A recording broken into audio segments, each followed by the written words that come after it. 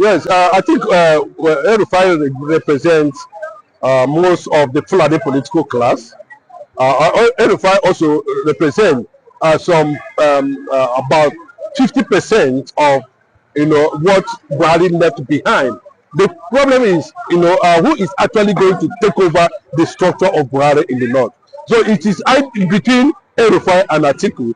But to an extent, El-Rufai has the capacity of taking over what was left behind in terms of political structure of the north more than Atiku, as it stands now. But not that Atiku is not influential, but what we are looking at, from the Fulani extraction and from that extremist, understanding, Atiku might be a bit liberal, but you see, El-Rufai and Buhari share the same ideology in terms of representing the pure the core political class that controls the north, including the outsiders. So it was a targeted catch by Bola Ahmed Tinubu. I can tell you that it is purely about politics. What is happening to El-Rufai is purely about politics. El-Rufai is not the only person that is corrupt or has done something that any government cannot look. They did more worse to Jonathan compared to what Bola Ahmed Tinubu is definitely trying to prove about El-Rufai. But the fact is that that he wanted to weaken the structure, the 12 million structure, the 12 million vote that is tied on El-Rufai as a result of the absence or the demise of Buhari at the end of the day. Remember also, it was El-Rufai that led the northern delegates, the northern political class structure, to have Bola Ahmed Tinubu drafted into the APC as at that time. It was El-Rufai the northerners used to get Fashola, to convince Bola Ahmed Tinubu for that merger that actually produced APC. So it was a deliberate catch, to weaken the political structure in the north, as to create a certain impression that yes, I can do it. Like he's always said, let us see how it's going to play at the end of the day, whether Bola Ahmed Tinubu can actually do without the north at this point in time. There are all factors, but there's also a plan to detain and keep El-Rufai in prison till after elections. Whether that is going to play negatively or positively, but that does not stop the real agenda of the Fulani. This is politics away from the real agenda, which Bola Ahmed Tinubu is also believed to be part of it, according to the US government, and revelation that we are seeing every day now. For the first time in the history of Nigeria, we are seeing Christian Association of Nigeria being divided into two. It happened under Bola Ahmed Tinubu's administration.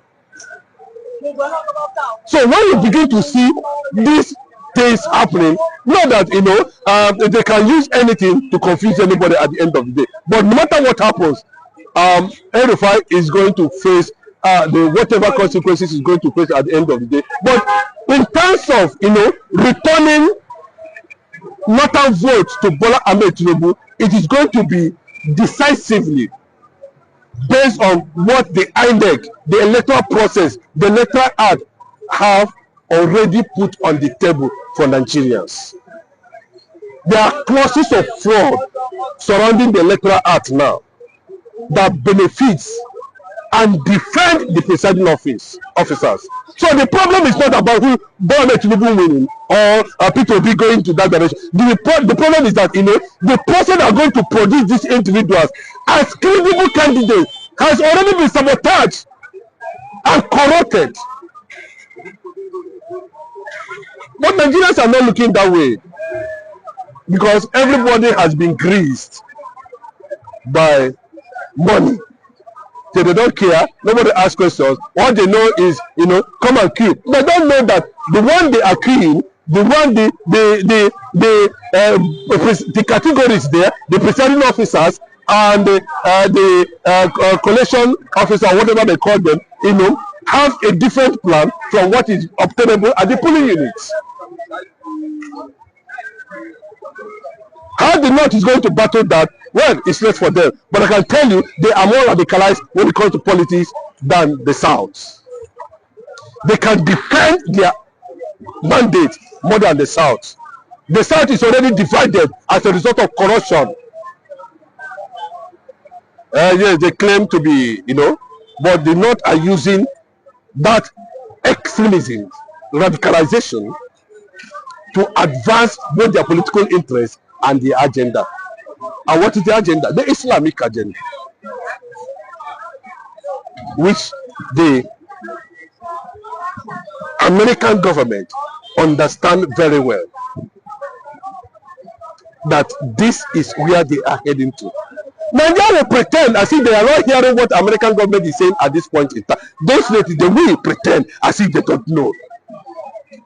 But it is a clear signal that we get the world attention of the consequences, not a superior force. Because let me tell you, it has become clear that the South is gradually bowing down to a point of total. See, they have already said it within a space of 5-10 years there will be no Christians, there will be no church in Nigeria.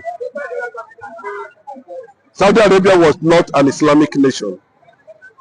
I am telling you, the pastors we are seeing today, nobody is defending and asking questions, calling world attention to the ongoing plan. Why would they define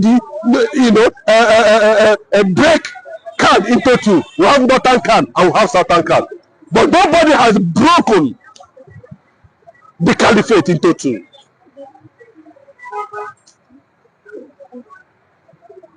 So it's not for government Tinubu to continue, but all I know, whether he is here or there or pretend to arrest Malami or El-Rufai at the end of the day, brother, the electoral process is faulty, and that faultiness can throw up anything at the end of the day. Unless such things are being corrected, we might not get there.